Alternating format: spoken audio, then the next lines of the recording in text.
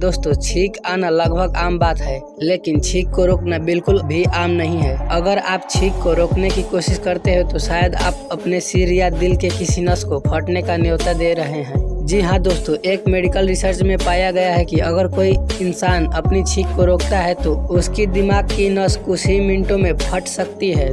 दोस्तों, अगली बार इस बात का ध्यान जरूर रखें। वीडियो में लास्ट तक बने रहने के लिए धन्यवाद।